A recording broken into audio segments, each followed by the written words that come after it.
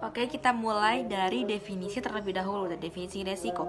Definisi dibagi menjadi dua, yaitu yang pertama ada definisi klasik atau pandangan lama, ada juga yang definisi baru atau definisi modern.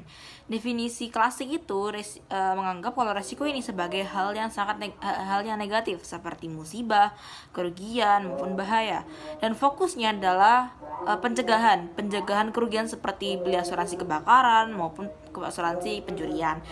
Contohnya tuh kayak misalkan resiko kebakaran, resiko kecelakaan, dan resiko-resiko lainnya yang menyebabkan kerugian. Sedangkan ada definisi lain dari definisi risiko, yaitu definisi yang modern atau pandangan baru. Risiko yang definisi modern itu menganggap kalau risiko itu efek yang nggak pasti terhadap tujuan. Ini sesuai dengan ISO 31000/2015. Resiko ini bersifat netral, bisa positif juga bisa negatif. Biasanya juga terkait langsung dengan tujuan organisasi. Contohnya kayak ketidakpastian pasar, biasanya itu bisa menyebabkan rugi atau ancaman, atau menyebabkan untung besar, yaitu peluang. Assalamualaikum warahmatullahi wabarakatuh. Perkenalkan, nama saya Zafira Zahra Mufidatul Ilma dengan NPM 24010301014. Pada kesempatan kali ini saya akan menjelaskan terkait tipe-tipe resiko. Untuk dapat mengelola resiko secara efektif di seluruh perusahaan, penting untuk mengklasifikasikannya ke dalam kategori-kategori yang logis. Meskipun tidak ada satu cara pun yang universal, kerangka kerja IRM yang umumnya itu digunakan mengkategorikan resiko ke dalam 4 tipe utama, yaitu strategis, operasional, keuangan, dan kepatuhan. Kategori ini itu membantu organisasi dalam menetapkan kepemilikan resiko dan mengembangkan strategi mitigasi yang sesuai untuk setiap tipe. Yang pertama itu resiko strategis, berkaitan dengan ketidakpastian yang dapat mempengaruhi kemampuan organisasi untuk mencapai tujuan dan sasaran strategi jangka panjang. Resiko ini itu seringkali bersifat eksternal, sulit diprediksi dan memiliki dampak yang sangat tinggi. Nah, jika terjadi, contohnya itu termaksud resiko persaingan, resiko reputasi, resiko perubahan teknologi, dan resiko politik dan ekonomi. Nah, selanjutnya itu ada resiko operasional.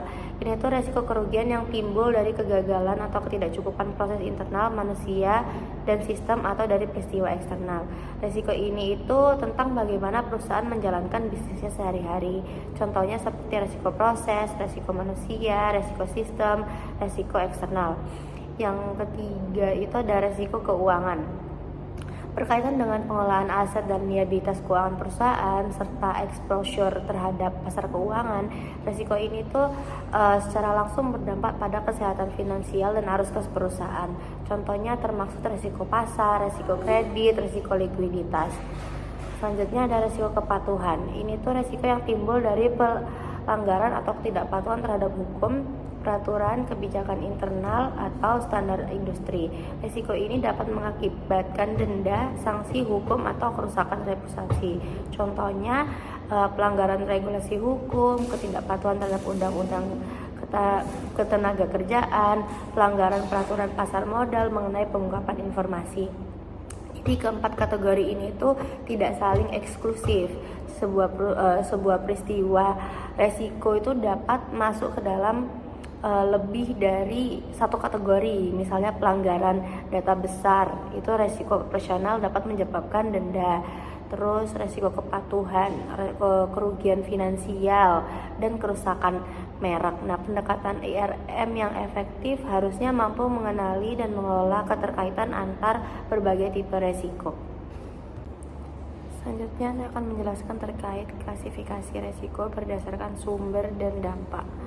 Selain mengkategorikan resiko berdasarkan tipenya, yaitu strategis, operasional, dan lain-lain, mengklasifikasikannya berdasarkan sumber dan potensi dampaknya itu memberikan lapisan pemahaman tambahan yang berguna untuk analisis dan penanganan resiko.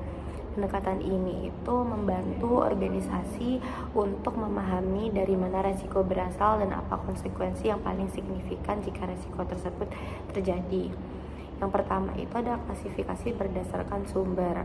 Nah, klasifikasi ini tuh membedakan resiko berdasarkan asalnya, yang secara luas tuh dapat dibagi menjadi dua kategori besar, yaitu resiko internal dan eksternal. Nah, internal ini itu berasal dari dalam organisasi dan sebagian besar berada di bawah kendali manajemen. Nah, mereka itu timbul dari faktor-faktor seperti strategi manusia, proses, dan teknologi perusahaan. Resiko eksternal itu resiko yang berasal dari lingkungan di luar organisasi dan berada di luar kendali langsung perusahaan. Perusahaan tidak dapat mencegah resiko ini terjadi, sehingga fokus manajemen resiko itu pada antisipasi, adaptasi, dan respon. Jika eksternal itu dapat dibagi lagi menjadi resiko lingkungan makro dan resiko lingkungan mikro atau industri, tindakan pesaing itu perubahan referensi pelanggan dan kekuatan. Nah, selanjutnya ada klasifikasi berdasarkan dampak. Klasifikasi ini itu mengelompokkan resiko berdasarkan sifat konsekuensi utamanya jika resiko tersebut terwujud. Memahami jenis dampak itu membantu organisasi untuk mengukur signifikasi resiko dan mengkomunikasikannya kepada pemangku kepentingan yang relevan. Ada beberapa, yang pertama itu dampak finansial, dampak reputasi, dampak regulasi hukum, dampak operasional, dan dampak keselamatan dan lingkungan. Jadi dengan menggunakan kedua lensa klasifikasi secara bersamaan, organisasi dapat membangun gambaran resiko yang lebih kaya. Selanjutnya saya akan menjelaskan terkait standar manajemen risiko global. Di tengah beragamnya pendekatan dan terminologi dalam manajemen risiko, International Organization for Standardization itu menyediakan sebuah standar panduan global yang bertujuan untuk menciptakan kerangka kerja yang jelas, konsisten, dan dapat diterapkan secara universal. Standar tersebut itu adalah ISO 31000 dengan versi terbarunya yang diterbitkan pada tahun 2018. Pentingnya untuk dipahami bahwa ISO 31000 ini bukanlah standar persyaratan yang dapat digunakan untuk tujuan sertifikasi seperti ISO 9001 atau manajemen mutu. Sebaliknya, ia adalah sebuah standar panduan yang menyediakan prinsip-prinsip kerangka kerja dan proses untuk mengelola resiko secara efektif.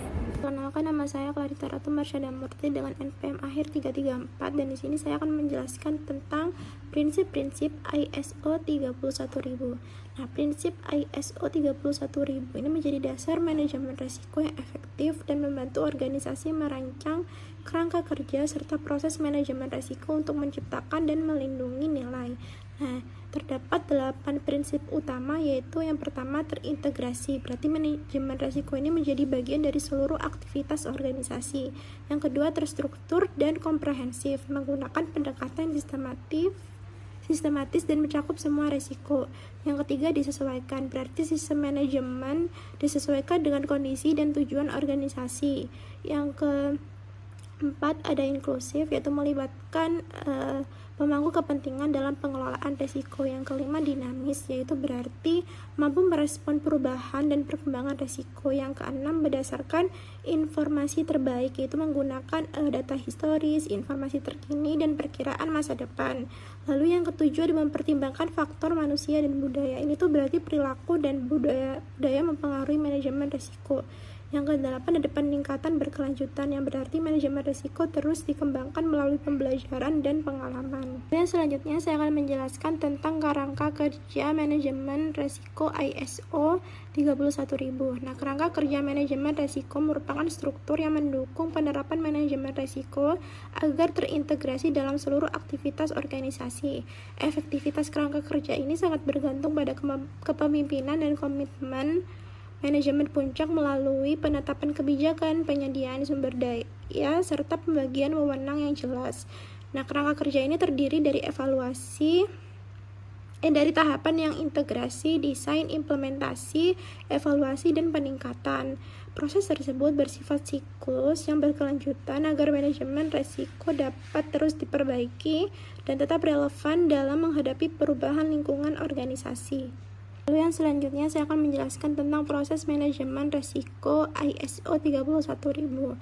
Nah, proses manajemen risiko merupakan penerapan sistematis dari kebijakan, prosedur, dan praktik dalam mengelola risiko organisasi. Proses ini mencakup penetapan lingkup, konteks, dan kriteria, kemudian dilanjutkan dengan penilaian resiko yang terdiri dari identifikasi, analisis, dan evaluasi resiko. Setelah itu dilakukan perlakuan resiko dengan memilih tindakan yang tepat seperti menghindari, mengurangi, berbagi, atau menerima resiko. Seluruh proses ini didukung oleh komunikasi dan konsultasi dengan pemangku kepentingan serta pemantauan, peninjauan, pencatatan, dan pelaporan agar pengelolaan risiko dapat berjalan efektif dan terus diperbaiki secara berkelanjutan. Perkenalan, nama saya Ruknata Marsola Nenggolan dengan NPM 240 130 10310. Selanjutnya, di sini saya akan menjelaskan terkait konsep manajemen risiko perusahaan atau IRM COSO.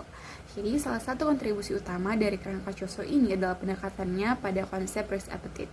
Kerangka ini tuh mendefinisikan risk appetite itu sebagai jenis dan juga jumlah risiko pada tingkat yang luas yang bersedia diambil oleh suatu organisasi dalam mengejar tujuannya. Nah, risk appetite ini tuh harus ditetapkan secara eksplisit oleh manajemen dan juga dewan dan berfungsi sebagai panduan tingkat tinggi untuk pengambilan keputusan.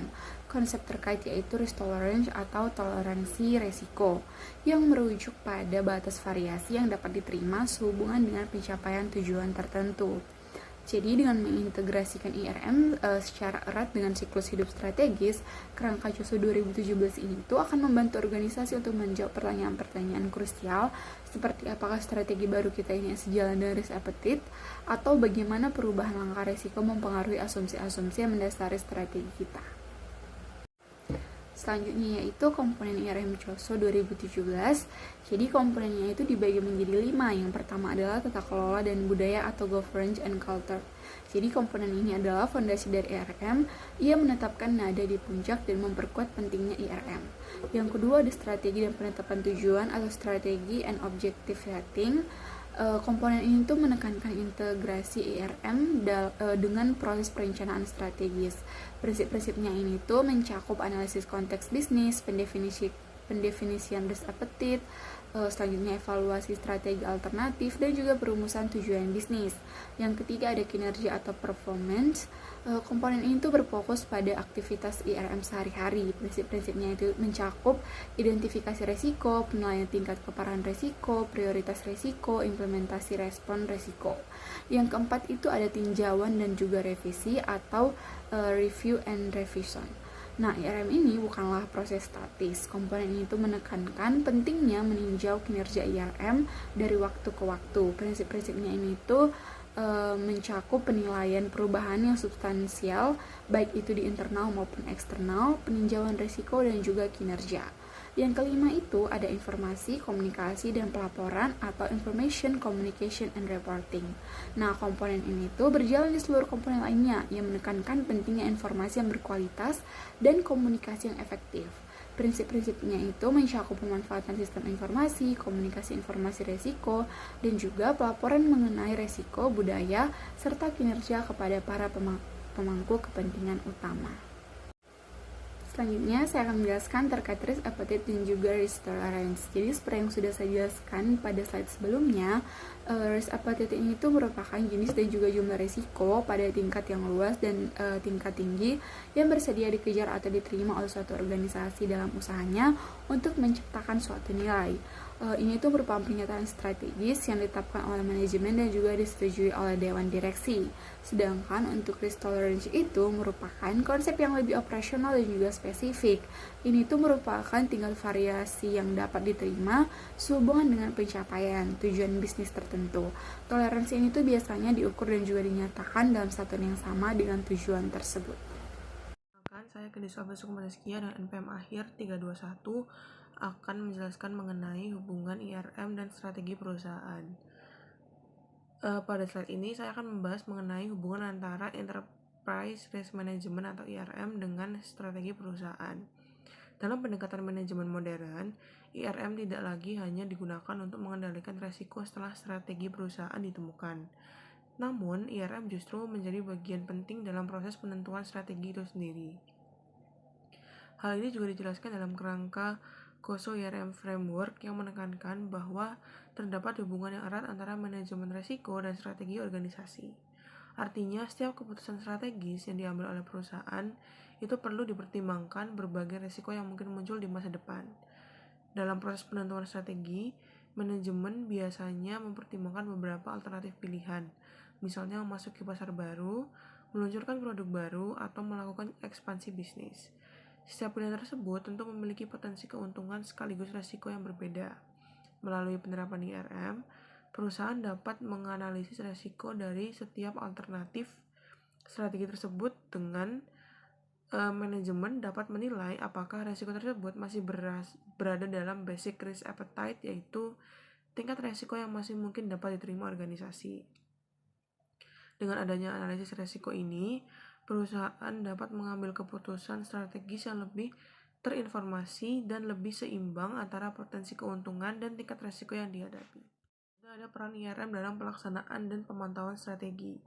Setelah strategi perusahaan ditetapkan, langkah berikutnya adalah menerjemahkan strategi tersebut untuk menjadi tujuan-tujuan bisnis yang lebih spesifik untuk setiap unit kerja dalam organisasi. Dalam tahap ini, IRM membantu setiap unit bisnis untuk mengidentifikasi berbagai resiko yang dapat menghambat pencapaian tujuan tersebut. Contohnya seperti resiko operasional, resiko keuangan, perubahan pasar, atau perkembangan teknologi yang dapat mengaruhi kinerja perusahaan.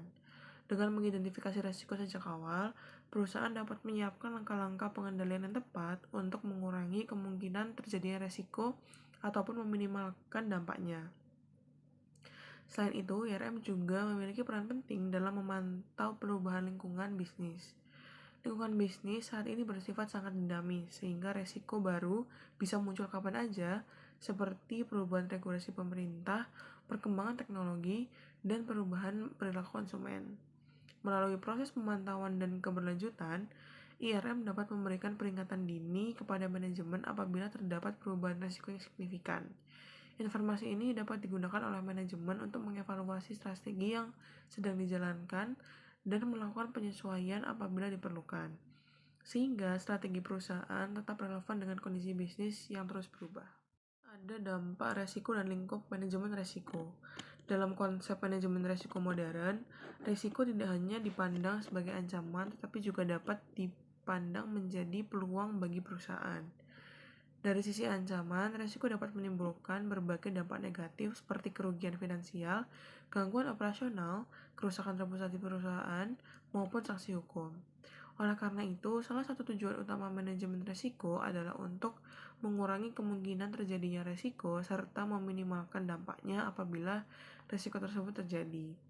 Di sisi lain, risiko juga dapat memberikan peluang bagi organisasi. Ketidakpastian yang terjadi di lingkungan bisnis seringkali membuka kesempatan bagi perusahaan untuk melakukan inovasi, mengembangkan produk baru, ataupun memperluas pasar.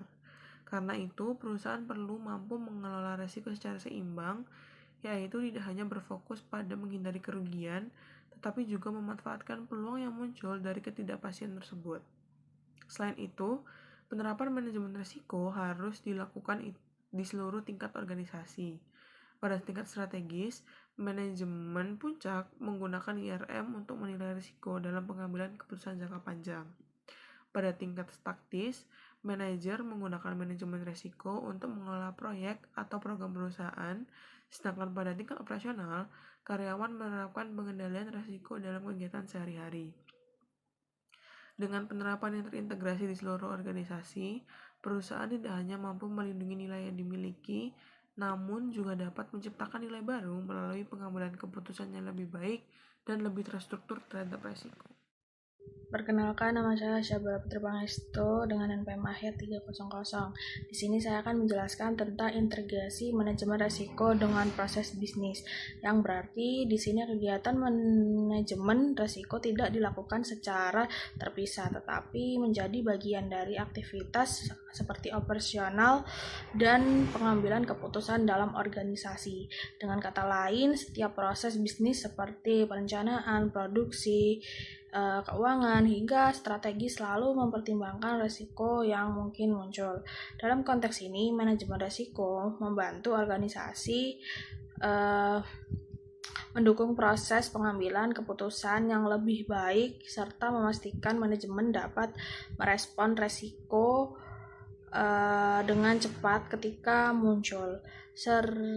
Serta di sini ada penjelasan sederhana berkaitan dengan integrasi ini mencakup di beberapa hal, yaitu yang pertama ada masuk ke dalam perencanaan bisnis, lalu yang kedua ada menjadi bagian dari aktivitas operasional sehari-hari, lalu yang ketiga mendukung pengambilan keputusan manajemen, yang terakhir yaitu yang keempat itu meningkatkan komunikasi tentang resiko.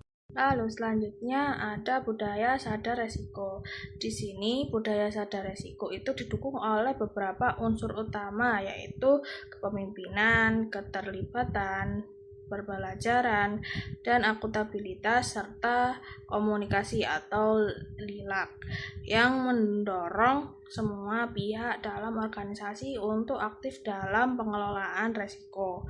Budaya sadar resiko ini itu adalah kondisi di mana seluruh anggota organisasi memiliki kesadaran untuk mempertimbangkan resiko dalam setiap kegiatan dan pengambilan keputusan. Budaya ini membantu organisasi mengidentifikasi dan mengelola resiko lebih cepat sehingga tujuan organisasi dapat tercapai dengan lebih aman. Selanjutnya akan dijelaskan oleh teman saya. Kenalkan, nama saya Maida Syara Azaria Hidayat dengan NPM 240130103331. Selanjutnya saya akan menjelaskan dampak positif dan dampak negatif. Jadi yang pertama saya akan menjelaskan dampak positif atau peluang terlebih dahulu. Jadi dampak positif atau peluang adalah potensi keuntungan yang belum tentu terjadi karena masih terdapat ketidakpastian. Namun jika peluang ini dimanfaatkan dengan baik, maka dapat membantu organisasi mencapai atau bahkan mempercepat pencapaian tujuannya. Nah, selain itu banyak kemajuan bisnis dan inovasi muncul karena organisasi berani mengambil risiko secara sengaja untuk mengejar peluang yang ada. Sedangkan yang dampak negatif atau ancaman adalah bentuk risiko yang dapat menghambat atau mencegah organisasi dalam mencapai tujuannya. Risiko ini juga dapat menimbulkan berbagai kerugian bagi organisasi. Oleh karena itu, tujuan dari manajemen risiko adalah untuk mengelola dan memitigasi ancaman tersebut agar berada pada tingkat risiko yang masih dapat diterima oleh organisasi melalui strategi yang tepat. Selanjutnya adalah lingkup penerapan manajemen risiko dalam bisnis. Lingkup penerapan manajemen risiko dalam sebuah organisasi yang menganut pendekatan IRM harus bersifat holistik dan mencakup seluruh tingkatan dan fungsi bisnis. Penerapan IRM itu dapat dilihat dalam 3 tingkatan utama. Yang pertama adalah tingkat strategis. Nah, ini adalah tingkatan yang paling tinggi di mana manajemen risiko terintegrasi dengan proses tata kelola dan perencanaan strategis. Pada tingkat ini, Dewan Direksi dan manajemen eksklusif fokus pada risiko yang paling signifikan yang dapat memengaruhi keberlanjutan jangka panjang perusahaan. Yang kedua adalah tingkat taktis atau program. Pada tingkat menengah ini, manajemen risiko diterapkan pada area-area fungsional utama, program atau proyek-proyek besar. Manajemen divisi atau kepala departemen yang bertanggung jawab untuk mengelola risiko dalam lingkup area mereka. Yang ketiga adalah tingkat operasional. Ini adalah tingkat yang paling dasar di mana manajemen risiko tertanam dalam proses bisnis sehari-hari. Supervisor dan karyawan garis depan bertanggung jawab untuk melaksanakan aktivitas pengendalian yang dirancang untuk mengelola risiko-risiko operasional. Nah, lingkup IRM itu juga bersifat horizontal, melintasi semua fungsi dalam organisasi. Dengan menerapkan manajemen risiko di seluruh tingkatan dan fungsi, organisasi dapat memastikan bahwa keputusan yang dibuat di satu area tidak secara tidak sengaja menciptakan risiko yang tidak dapat diterima di area lain. Perkenalkan, saya Salwa Nurma Calivia dengan NPM 240130101311. Di sini saya akan membahas terkait dengan pengukuran nilai tambah ERM. Jadi, salah satu tantangan terbesar dari implementasi manajemen risiko perusahaan atau ERM adalah menunjukkan dan mengukur nilai tambah yang dihasilkannya. Karena sebagian besar manfaat ERM itu bersifat kualitatif dan juga berjangka panjang seperti pengambilan keputusan yang lebih baik atau peningkatan ketahanan. Kemudian, nilai tambah ERM ini dapat dikelompokkan dalam 2 kategori utama, yaitu yang pertama ada perlindungan nilai. Jadi, perlindungan nilai itu merupakan pengukuran di area ini dapat mencakup pengurangan kerugian yang diharapkan atau expected loss, di mana mengukur penurunan kerugian operasional misalnya dari penipuan atau kecelakaan kerja setelah implementasi pengendalian baru. Yang kedua ada pengurangan volatilitas pendapatan, yaitu menganalisis apakah laba perusahaan menjadi lebih stabil dan juga dapat diprediksi dari waktu ke waktu yang sering kali dihargai oleh pasar dengan valuasi yang lebih tinggi. Yang ketiga itu ada penurunan premi asuransi, yaitu implementasi ERM yang kuat dapat menunjukkan kepada perusahaan asuransi bahwa perusahaan dikelola dengan baik yang berpotensi menghasilkan premi yang lebih rendah. Dan yang terakhir yaitu pengurangan biaya kepatuhan. Dengan mengelola risiko kepatuhan secara proaktif, perusahaan itu dapat menghindari denda dan juga sanksi yang mahal. Nah, selanjutnya itu ada penciptaan nilai, di mana penciptaan nilai merupakan aspek yang lebih strategis namun lebih sulit diukur secara langsung. Ini berkaitan dengan bagaimana ERM itu memungkinkan organisasi untuk mengambil risiko yang lebih cerdas dan juga membuat keputusan alokasi modal yang lebih baik.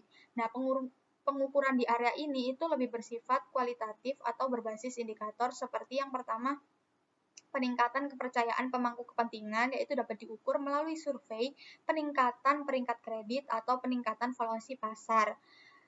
Kemudian ada peningkatan kualitas keputusan strategis, yaitu dapat dinilai melalui analisis pasca implementasi terhadap keputusan investasi besar untuk melihat apakah pertimbangan risiko dan juga timbal hasil itu telah dievaluasi secara eksplisit dan juga akurat.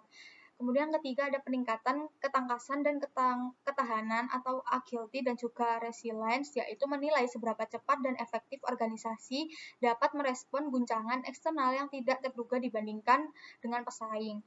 Dan yang terakhir itu optimalisasi alokasi modal.